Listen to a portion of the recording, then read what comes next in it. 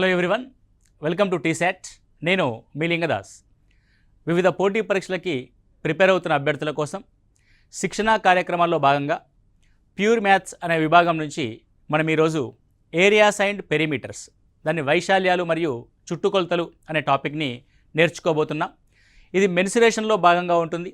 Mensuration అనగా క్షేత్ర గణితము లేదా క్షేత్రమితి అని అంటారు.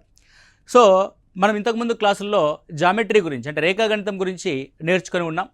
రేఖాగణితం అనేది వివిధ జామితీయ నిర్మాణాల యొక్క ఆకారం గురించి తెలియజేస్తే, అంటే అది ఏ విధంగా ఉంటుంది అన్న అంశాన్ని తెలియజేస్తే, క్షేత్రగణితం అనేది ఆ ఆకారాల యొక్క పరిమాణాన్ని గురించి తెలియజేస్తుంది. పరిమాణం అంటే ఎంత సైజులో ఉంది, ఎంత పొడవులో ఉంది, ఎంత వెడల్పులో ఉంది అన్న అంశాలు మనము పరిమాణంగా పేర్కొంటాం. రైట్. జనరల్గా మీకు ఆల్రెడీ తెలిసి ఉంటుంది, జనరల్గా మనం చూస్తూ ఉంటాం. మీరు ఇల్లు స్పేస్ అనేది ఇండ్లు ఉంటుంది, 200 స్క్వేర్ ఫీట్ హౌస్ ఉంది, 200 గజాల చదరపు గజాల యొక్క భూమి ఉంది అన్నట్టుగా మీరు గమనిస్తూ ఉంటారు నిజ జీవితంలో కూడా. సో అలా ఒక జామితీయ నిర్మాణం యొక్క కొలతలు ఏ విధంగా ఉంటాయి అన్న అంశాన్ని మనం ఇక్కడ నేర్చుకోబోతున్నాం.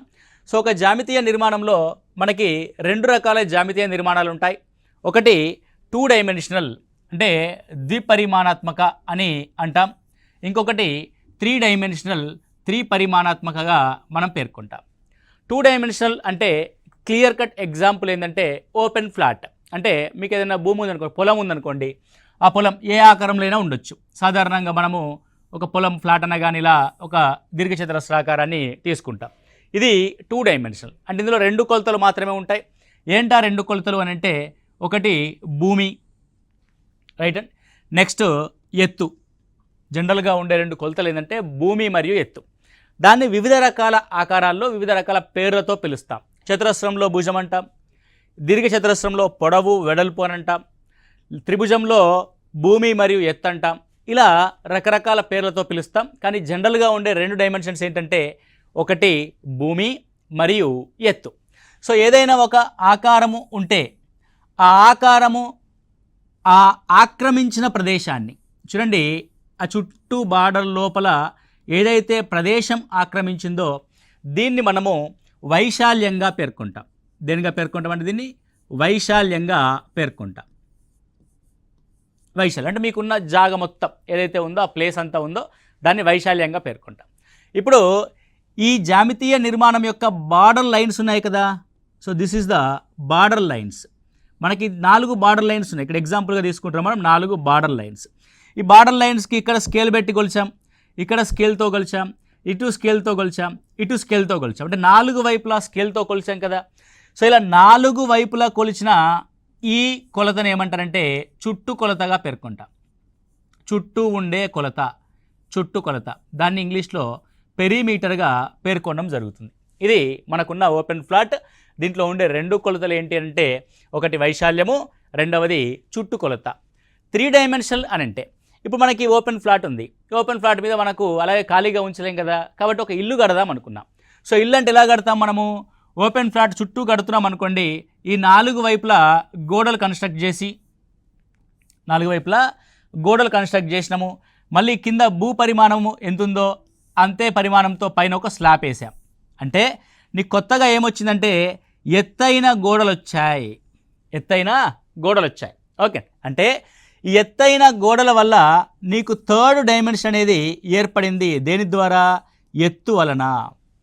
ఎత్తు వల్ల ఏర్పడిన 3rd డైమెన్షన్తో మనకి 3D మెన్సురేషన్ అనేది ప్రారంభమవుతుంది. అంటే ఏదైనా ఒక 2 డైమెన్షనల్ ఫిగర్ని ఎత్తుగా తీసుకొని దాన్ని సేమ్ కింద భూమి ఏదైతే ఉందో దాంతో క్లోజ్ చేయడం వల్ల కానీ, లేకపోతే ఆ 3 డైమెన్షనల్ ఫిగర్ని అంటే ఎత్తులన్నీ తీసుకెళ్ళి ఒక శీర్షం వద్ద క్లోజ్ చేయడం వల్ల కానీ మనకి ఏమేర్పడుతుందంటే 3D ఫిగర్స్ అనేటివి ఏర్పడతాయి.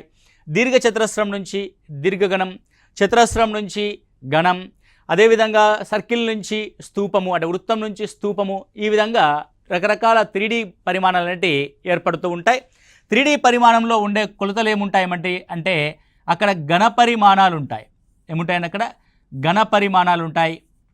మరియు ఉపరితల వైశాల్యాలు ఉంటాయి. ఏముంటాయి? ఉపరితల వైశాల్యాలు.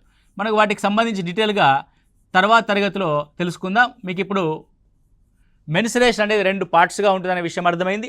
మొదటి పార్ట్ 2 డైమెన్షనల్, అందులో మనం వైశాల్యాలు మరియు చుట్టుకొలతల గురించి తెలుసుకుంటాం. రెండవ పార్ట్ 3 డైమెన్షనల్, అందులో ఘనపరిమాణాలు మరియు ఉపరితల వైశాల్యాల గురించి నేర్చుకుంటాం. రైట్.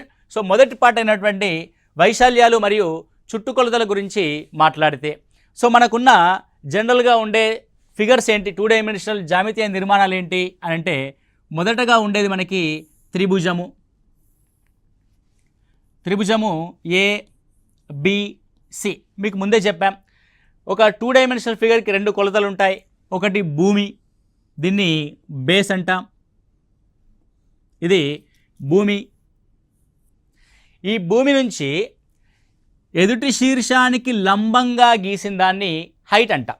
ఇప్పుడు మన యొక్క మనిషి యొక్క ఎత్తు ఉందనుకోండి, ఎత్తు అంటే ఎలా కొలుస్తారు, మనకి నిటారుగా నిలబడండి అని చెప్పేసి మన హైట్ కొలుస్తారు కదా. అంతేకాకుండా ఇట్లా క్రాస్గా నిలబడండి హైట్ కొలుస్తానంటారా, అందరుగా. అంటే భూమి నుండి నిటారుగా నిలబడాలి మనము. భూమి నుండి నిటారుగా నిలబడి ఆ చివరి వరకు ఉన్నదాన్ని ఏమంటారంటే ఎత్తు అని అంటాం, దాన్నే లంబము అని అంటాం. అది భూమి, ఇది ఎత్తు.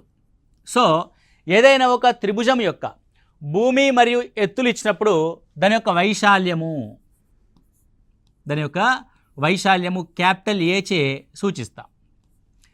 హాఫ్ ఇంటూ భూమి ఇంటూ ఎత్తుగా మనం రాస్తాం. దీన్నే టెక్నికల్గా ఏం రాస్తారు, half into B into H అంటే బేస్ ఇంటూ హైట్ అని రాస్తాం.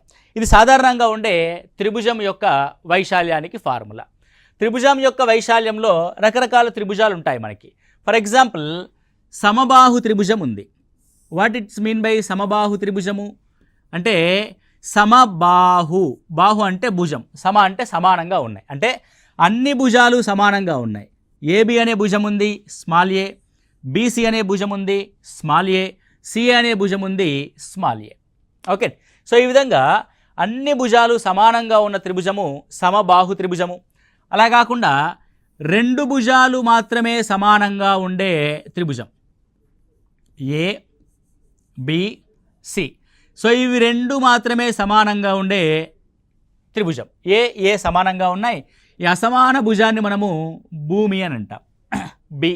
అదేవిధంగా 3వ రకము లంబకోణ త్రిభుజము. అంటే ఇందులో ఏముంటుందండి, లంబకోణం ఉంటుంది.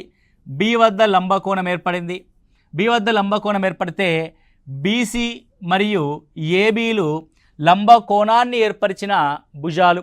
లంబకోణాన్ని ఏర్పరిచిన భుజాలు, దీన్ని ఒకదాన్ని భూమిగా తీసుకుంటాము బి, దీన్ని ఒకదాన్ని హైట్గా తీసుకున్నాం. హైట్ అంటే మీకు ఆల్రెడీ చెప్పాం, భూమి నుంచి లంబంగా ఎదుటి శీర్షానికి ఉన్నదాన్ని ఎత్తు అని అంటాం. కాబట్టి ఇది భూమిగా తీసుకుంటే ఏబి ఎత్తు అవుద్ది, ఏబి భూమిగా తీసుకుంటే బీసీ అనేది ఎత్తు అవుద్ది. కాబట్టి ఇక్కడ డైరెక్ట్గా మనం రాయొచ్చు, ఏమని రాయొచ్చు, దీని యొక్క వైశాల్యం A is equal to half into ఏంటండి, లంబకోణాన్ని ఏర్పరిచిన భుజాల లబ్ధము. వేటి లబ్ధము, లంబకోణము ఏర్పరిచిన భుజాల లబ్ధం. లంబకోణము ఏర్పరిచిన భుజాల లబ్ధంగా మనం పేర్కొంటాం. అంటే ఈ మధ్యకాలంలో ప్రశ్నలు డైరెక్ట్ బేసిక్ పాయింట్స్లోంచి స్టేట్మెంట్స్ రూపంలో అడుగుతూ ఉన్నాడు. ఒక లంబకోణ త్రిభుజం యొక్క వైశాల్యము ఎంత అని అంటే, లంబకోణాన్ని ఏర్పరిచే భుజాల లబ్ధంలో సగము అనే ఒక స్టేట్మెంట్ ఉంటుంది. అలాంటి దానికి మనం ఇక్కడ ఆన్సర్ చేస్తాం. సరే, ఇలా సమబాహు త్రిభుజం వచ్చింది, సమద్విబాహు త్రిభుజం వచ్చింది, లంబకోణ త్రిభుజం వచ్చింది. అలాగే మనకి భుజాలు సమానంగా లేని ఒక త్రిభుజం ఏర్పడుతుంది. భుజాలు సమానంగా లేని ఒక త్రిభుజం అంటే విషమాబాహు త్రిభుజం అని అంటాం. సో విషమాబాహు త్రిభుజంలో ఏ అనే శీర్షానికి ఎదురుగా ఉన్నది స్మాల్ ఏ, బి అనే శీర్షానికి ఎదురుగా ఉన్నది స్మాల్ బి, సి అనే శీర్షానికి ఎదురుగా ఉంది స్మాల్ సి. ఓకే. సో ఏ అనే కోణానికి ఎదురుగా ఉంది స్మాల్ ఏ, బి అనే కోణానికి ఎదురుగా ఉంది స్మాల్ బి, సి అనే కోణానికి ఎదురుగా ఉంది స్మాల్ సి. ఇలా విషమాబాహు త్రిభుజం యొక్క వైశాల్యాన్ని కనుక్కోవడానికి మనకి హీరోన్స్ అనే వ్యక్తి ఒక ఫార్ములాని మనకి అందించడం జరిగింది. దాన్ని హీరోన్స్ ఫార్ములాగా పేర్కొంటారు. హీరోన్స్ ఫార్ములా, లేదంటే కొన్ని చోట్ల హేరాన్స్ ఫార్ములాగా అని ఉంటుంది, ఏదైనా సరే. సో ఒక త్రిభుజ వైశాల్యానికి ఫార్ములాని చెప్పిన వ్యక్తి ఎవరంటే హీరోన్స్. దట్ హీరోన్స్ యొక్క ఫార్ములా ఏంటంటే under root of S into S minus A into S minus B into S minus సిగా మనం రాస్తాం. This is Heron's formula. Sir మీరు ఏ అంటే చెప్పారు, బి అంటే చెప్పారు, సి అంటే చెప్పారు, ఆ 3 త్రిభుజం యొక్క భుజాలని, ఎస్ ఎవరు అన్న విషయాన్ని కనుక మనం గమనిస్తే మీకు అప్పటి నుంచి మనం వైశాల్యం గురించి మాత్రమే మాట్లాడుతున్నాం కానీ దీని యొక్క చుట్టుకొలత గురించి మాట్లాడట్లేదు. చుట్టుకొలత అంటే త్రిభుజం యొక్క భుజాల యొక్క మొత్తం కొలత, అది పెరీమీటర్గా మనం పేర్కొంటాం. దాన్ని పిఎంగా రాస్తాం, పెరీమీటర్ అంటే క్యాపిటల్ పిగా రాస్తాం. అదేంటంటే A plus B plus C. Right అండి. సార్ మీరు ఎస్ గురించి చెప్పమంటే పెరీమీటర్ గురించి చెప్తున్నారు ఏంటి అనుకుంటున్నారు కదా. రైట్ అండి, సింపుల్. ఎస్ అంటే పెరీమీటర్లో సగము. ఓకే అండి. So S is equal to ఏంటండి, A plus B plus C by 2. A plus B plus C by 2. So Heron's ఫార్ములాని మనం ఈ విధంగా రాసాం. ఇప్పుడు హీరోన్స్ ఫార్ములాని బేస్ చేసుకొని సమబాహు త్రిభుజం యొక్క వైశాల్యానికి ఫార్ములాని మనము రాద్దాం. ఏ ఏ ఏ. ఓకే. సో ఇప్పుడు దీని యొక్క పెరీమీటర్ ఏమవుద్ది, 3a అవుద్ది. దెన్ ఎస్ ఏమవుద్ది, 3a/2 అవుద్ది. 3a/2 అవుద్ది. S is equal to. Right. So Heron's formula ప్రకారము సమబాహు త్రిభుజం యొక్క వైశాల్యాన్ని మనము ఏ విధంగా రాస్తాము అని అంటే A is equal to, so S is equal to ఏంటి, 3a/2 రాసాం కదా. So simple, √3a/2 into, so S minus A. So S minus A అంటే ఇక్కడ రాస్తున్నాను చూడండి, 3a/2 మైనస్ ఏ.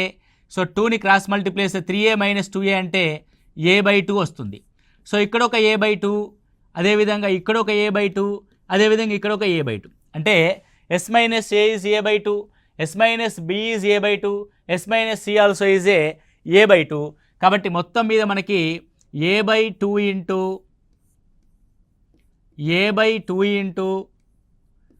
a/2 అనేది 3 సార్లు రిపీట్ అవుద్ది. ఎందుకంటే every time B value C value కూడా ఏనే కాబట్టి. రైట్. ఇప్పుడు ఇక్కడ చూడండి, 3ని స్క్వేర్లోంచి బయటకు తీస్తే √3, 2 2s are 4, 2 2s are 4, 2 4లకి ఒక 4ని బయటకు తీసుకొస్తాం. √3/4 a into A square, A into A square, 2 a స్క్వేర్లకు బదులుగా ఒక స్క్వేర్ని బయటకు తీసుకొస్తాం. ఏమవుతున్నది, √3/4 a square is the formula for the equilateral triangle యొక్క ఏరియాకి formula √3/4 a square, √3/4 a square. మీరు ఇక్కడ నుంచి ఎత్తుని రాయొచ్చు. సో ఎత్తుని కనుక్కోవడం అంటే the height of the equilateral triangle అడుగుతాడు అప్పుడప్పుడు. Height of the equilateral triangle రాసామనుకోండి, హైట్ అంటే ఏంటి, మామూలుగా ఏరియా ఈజ్ ఈక్వల్ టు సాధారణ ఫార్ములా ఏంటి, హాఫ్ ఇంటూ భూమి ఇంటూ ఎత్తు. ఓకే. సో హాఫ్ ఇంటూ భూమి అని అంటే ఇది ఏ అనే కొలతనే, ఏ ఇంటూ ఎత్తు మనకు తెలియదు, ఎత్తు is equal to √3/4 a square. ఏంటిది, ఇది √3/4 a స్క్వేర్ ఏరియా అంటున్నాం మనం. So 2 2s are 4, a square cancel, అంటే H is equal to √3/2 a. What is the height is equal to √3/2 a అనేది మన యొక్క హైట్ అవుతుంది. రైట్. ఇప్పుడు ఈక్వలేటరల్ ట్రయాంగిల్ యొక్క విషయం మనకు క్లారిటీ వచ్చేసింది. ఏంటి ఈక్వలేటరల్ ట్రయాంగిల్ అంటే, all sides are equal and దాని యొక్క area is equal to √3/4 a square and దాని యొక్క perimeter is equal to 3a, 3 aలు సమానం కాబట్టి 3a. అదేవిధంగా దాని యొక్క హైట్ కనుక్కోవాలనుకుంటే √3/2 a అనేది మనకు దాని యొక్క హైట్ అవుతుంది. రైట్. సో ఇక్కడ ఎగ్జామినేషన్ హాల్లో దీన్ని కొంచెం క్విక్గా చేయడానికి మనం ఎలాంటి టెక్నిక్ని వాడతామో ఒకసారి గమనించండి. సో ఏమంటున్నాడంటే క్వశ్చను, సమబాహు త్రిభుజం అని ఇచ్చాడు. సమబాహు త్రిభుజం యొక్క భుజం 10 సెంటీమీటర్లు, 10 సెంటీమీటర్లు అయితే దాని యొక్క వైశాల్యం ఎంత, ఆ భుజం నుంచి గీసిన ఎత్తు ఎంత, దాని యొక్క చుట్టుకొలత ఎంత అనే క్వశ్చన్స్ ఉన్నాయనుకోండి. సాధారణంగా అందరూ ఏం చేస్తారు, √3/4 a స్క్వేర్ అని అప్లై చేసి √3/4 ఇంటూ 10 స్క్వేర్ అంటే 100 వేసి క్యాన్సిల్ చేసి చేస్తూ ఉంటారు. సో నేను డైరెక్ట్గా మీకు ఏం చెప్తానంటే, సో ఏదైతే భుజం ఇచ్చాడో 10 సెంటీమీటర్లనే భుజం ఇచ్చాడు కదండి, 10 సెంటీమీటర్లనే భుజాన్ని సగం చేయండి 5, 5 యొక్క వర్గము 25. కాబట్టి వైశాల్యం is equal to 25√3 centimetre square. వైశాల్యం యొక్క ప్రమాణాలు ఏంటండి, అది స్క్వేర్లో ఉంటుంది. ఏ ప్రమాణాలు ఉంటాయో దాని యొక్క స్క్వేర్లో ఉంటుంది. అంటే ఏం చేసాం మనము, భుజం యొక్క సగం మీది వర్గము. వైశాల్యం అంటే సమబాహు త్రిభుజం యొక్క వైశాల్యం అంటే భుజం మీది సగం యొక్క వర్గానికి √3 రెట్లు ఉంటుంది. భుజం మీది సగం యొక్క వర్గానికి √3 రెట్లు ఉంటుంది. 10 ఉంది కాబట్టి 10 యొక్క సగం 5, 5 యొక్క వర్గం 25√3 సెంటీమీటర్ స్క్వేర్. చూడగానే ఆన్సర్ పెడతాం. హైట్ ఏమవుతుంది అని అంటే that height is equal to భుజం యొక్క సగానికి √3గా ఉంటుంది 5√3 సెంటీమీటర్స్. ఓకే, చుట్టుకొలత భుజానికి 3 రెట్లు ఉంటుంది 30 సెంటీమీటర్లు. 30 సెంటీమీటర్లు. ఇక్కడ ఒక చిన్న టేబుల్ లాగా నేను రాస్తానండి. ఇది సమబాహు త్రిభుజం యొక్క భుజము ఏ, ఇది దాని యొక్క హైట్ హెచ్, ఇది ఏరియా వైశాల్యము, ఇది పెరిమీటర్ పి అనుకోండి, రైట్. సో భుజం ఇచ్చినప్పుడు మిగతా అంశాలు మనం ఇక్కడ ఫిలప్ చేద్దాం.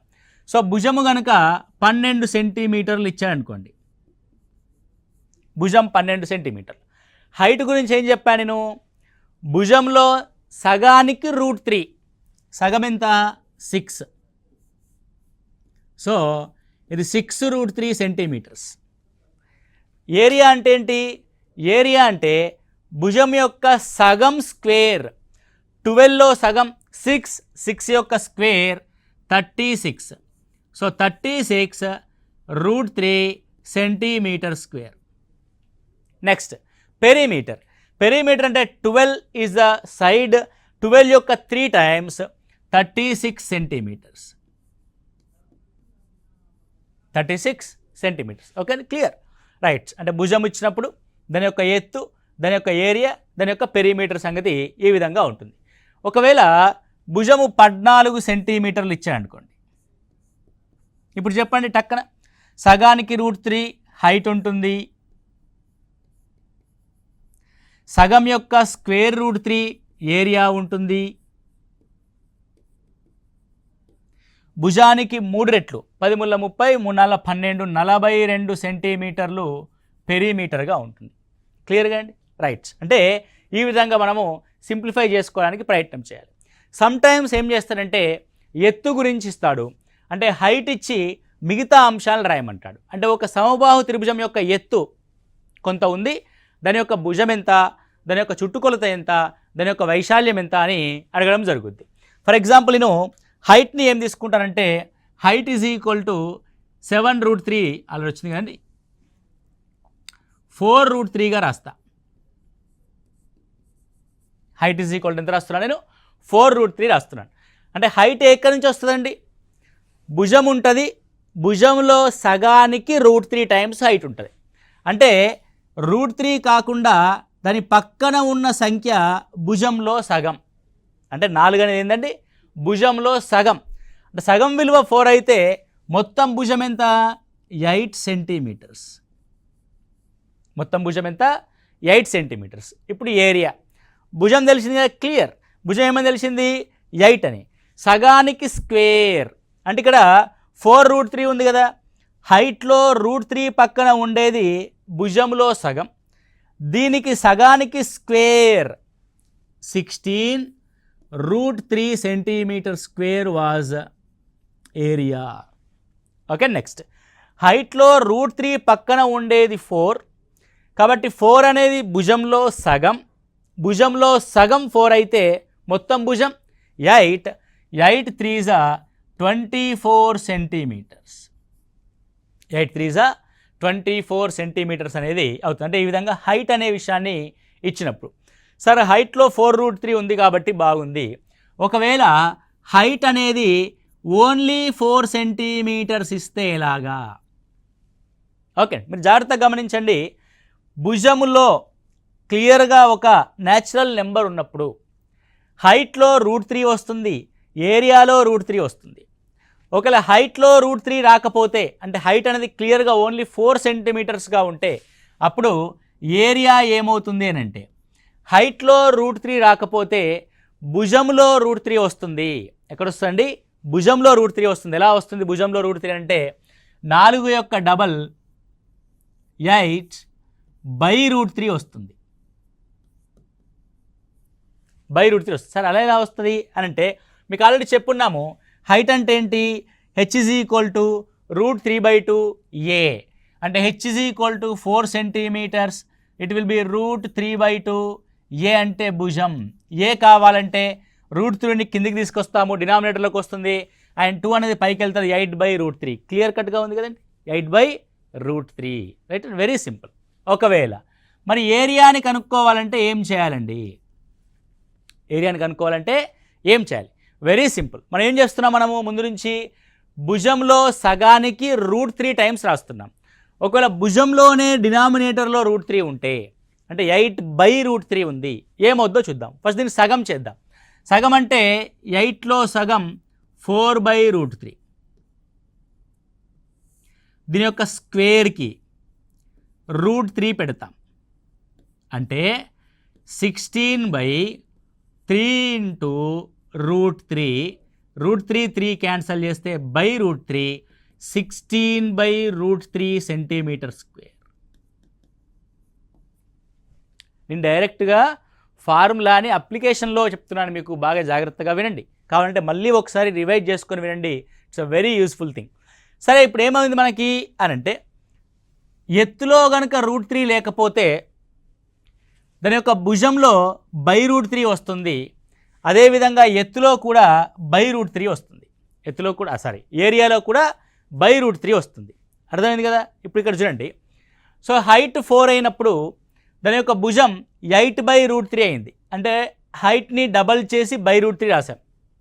నెక్స్ట్ ఏరియా ఏమైంది? ఏరియా ఏమైందంటే హైట్ని స్క్వేర్ చేసి /√3 రాశాం. లేదంటే భుజంలో /√3 ఉందనుకోండి, న్యూమరేటర్లో ఉన్నదాని యొక్క సగానికి స్క్వేర్ రాసి /√3 అదేవిధంగా రాశాము. అర్థమైంది కదా? ఇప్పుడు దీన్ని ఇంకొక అప్లికేషన్లో చూద్దాం. ఇంకొక హైట్ అనేది h = 5 సెంటీమీటర్స్ ఇచ్చారనుకోండి. ఇప్పుడు టక్కని చెప్పండి, దాని యొక్క భుజం ఏమవుద్ది? √3 అవుద్ది. దాని యొక్క ఏరియా ఏమవుద్ది? ²/√3 అవుద్ది, 25/√3. చూడగానే ఆన్సర్ చేస్తాం మనము. ఈ మధ్యకాలంలో చిన్న చిన్న ప్రశ్నల్ని మ్యాచ్ ద ఫాలోయింగ్ రూపంలో ఇస్తున్నాం. అంటే ఒక ప్రశ్నలో 4-5 ప్రశ్నలు ఇమర్చబడి ఉంటున్నాయి. కాబట్టి ఇలాంటి టెక్నిక్స్ నేర్చుకోవడం ద్వారా మనం ఈజీగా ఎగ్జామినేషన్లో టైంని సేవ్ చేసుకోవచ్చు. అంటే height 5, there is no √3. a = 10/√3, capital A area = 25/√3 whole square. ఒకవేళ h అనేది HA అయితే, అంటే ఫార్ములా రూపంలో రాస్తున్నాను నేను. h అనేది h అయితే దాని యొక్క భుజం ఏమవుద్దంటే 2h/√3, డబల్/√3 అన్నాం కదా, 2h/√3. మరి ఏరియా ఏమవుద్ది? ఏరియా h యొక్క ²/√3. అంటే ఏదైనా ఒక సమబాహు త్రిభుజం యొక్క ఎత్తు కనుక మన దగ్గర ఉంటే దాని యొక్క ఎత్తు యొక్క ²/√3గా మనం సమబాహు త్రిభుజాన్ని రాస్తాము. Okay, clear? రైట్. ఇది సమబాహు త్రిభుజం యొక్క అంశం. అలాగే సమద్విబాహు త్రిభుజం యొక్క అంశాన్ని కూడా మనం ఇక్కడ చూద్దాం. The speciality of isosceles triangle. సమద్విబాహు త్రిభుజం యొక్క ప్రత్యేకత మీకు తెలుసు కదా. ఏంటా ప్రత్యేకత అంటే 2 భుజాలు సమానంగా ఉంటాయి. ఆ 2 భుజాలు సమానంగా ఉన్న వాటిని మనము సమద్విబాహు త్రిభుజం అంటాం. ఆ సమానంగా ఉన్న భుజాల కొలతలు ఏ అవుతుంది. అసమానంగా ఉన్న భుజం యొక్క కొలత భూమిగా తీసుకుంటాం. అంటే సమద్విబాహు త్రిభుజంలో 3 భుజాల్లో ఏవైనా 2 భుజాలు సమానంగా ఉంటాయి.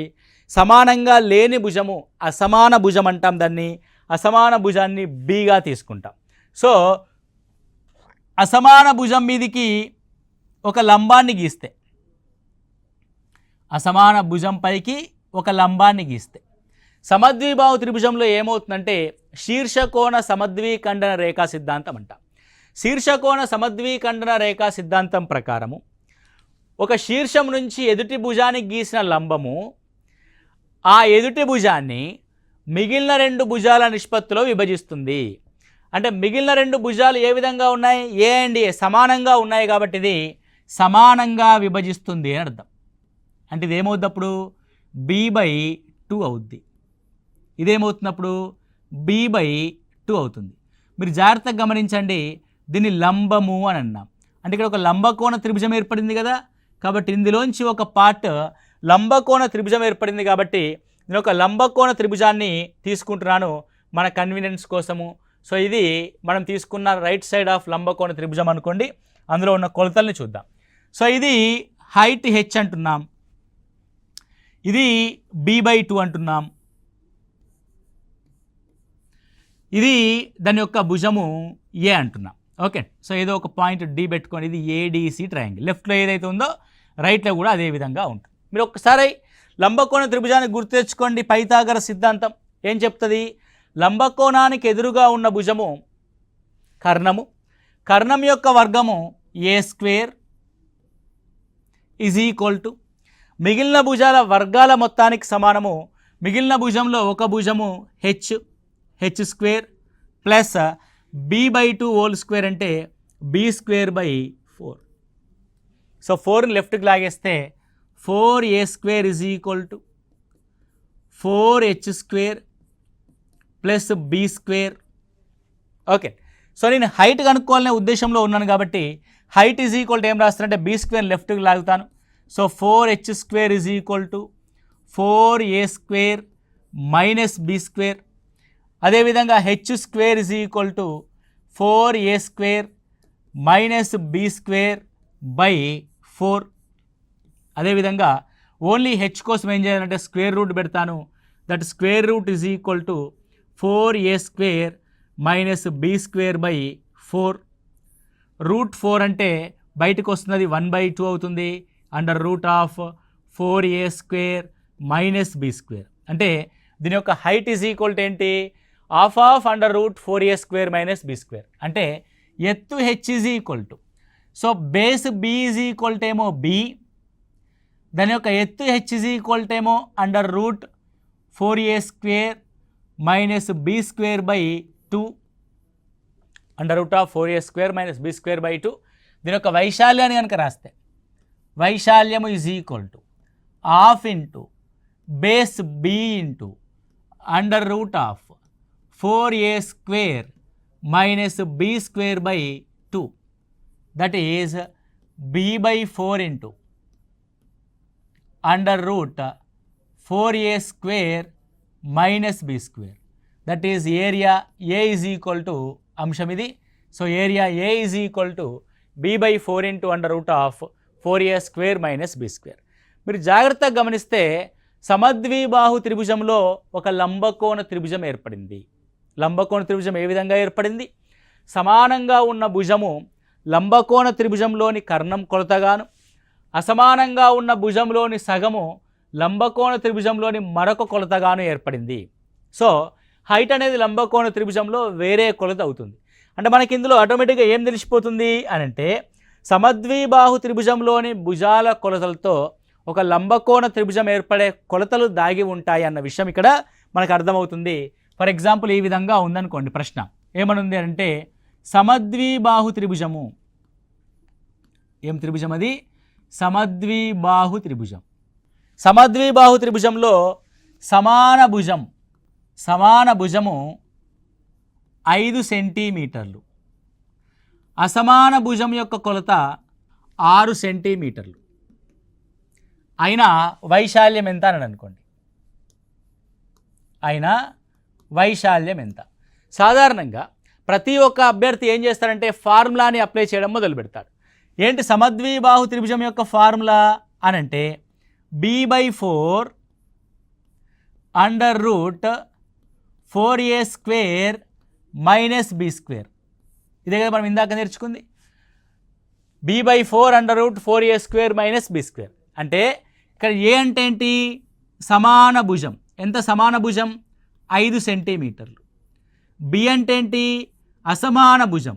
ఎంత అసమాన భుజం, 6 సెంటీమీటర్స్. అందరూ ఏం చేస్తారంటే సబ్స్టిట్యూషన్ చేస్తారు. సో సబ్స్టిట్యూట్ చేద్దాం మనం కూడా. 6/4 √4 × 5 స్క్వేర్ అంటే ఏ అంటే 5 కాబట్టి మైనస్ బి స్క్వేర్ అంటే 6 స్క్వేర్ రైట్. సో 6/4 అంటే 2 3s 2 2s 3/2 అన్నది బయట ఉంది. 4 × 25 మైనస్ 36. So 3/2 × √2 25 is 100. 100 మైనస్ 36 ఏమవుతుంది? 100 మైనస్ 36 64 అవుతుంది. అంటే √64 ఏమని రాస్తాం మనం? 3/2 × 8గా రాస్తాం. 2 4s 8, 4 3s 12 centimetre square. 4 3s 12 centimetre స్క్వేర్గా మనం రాస్తాం. సో ఇది సమద్విబాహు త్రిభుజం యొక్క ఏరియా కనుక్కోవడానికి ఫార్ములా ప్రకారం చేయడము. కానీ ఎగ్జామినేషన్లో ఇంత క్యాలిక్యులేషన్ పార్ట్ మనం చేయలేం కదా. కాబట్టి ఏం చేయాలంటే ఇంటర్లింక్ చేసుకుంటూ మనము సబ్జెక్ట్ని చదువుతూ పోవాలి, అలా సబ్జెక్ట్ డెవలప్ చేసుకుంటూ పోవాలి. ఇప్పుడు నేను సమద్విబాహు త్రిభుజాన్ని లంబకోణ త్రిభుజంతో ఏ విధంగా ఇంటర్లింక్ చేయాలి, దాని యొక్క ఏరియాని చూడగానే మనం లంబకోణ త్రిభుజం ఆధారంగా ఏ విధంగా ఫైండ్ అవుట్ చేయాలనేది నెక్స్ట్ క్లాస్లో మనం చూద్దాం. ఓకే అండి, thank you, all the best.